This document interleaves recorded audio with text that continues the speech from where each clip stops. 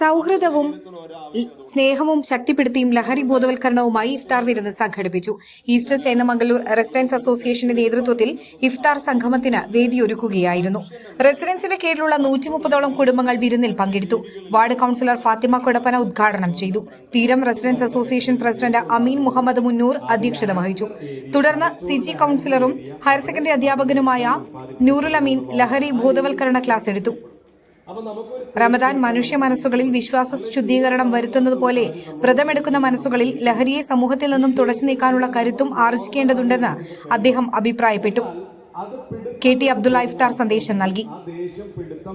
CK Wahab, Sudhakaran master, കുട്ടി Hasan master എന്നിവർ സംസാരിച്ചു.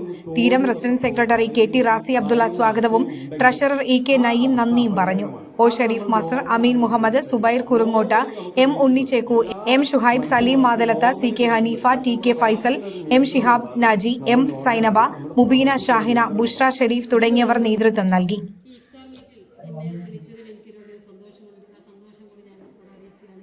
നമുക്ക് 2 സന്ദേശങ്ങൾ ഇവിടെ കേൾക്കാനുണ്ട്.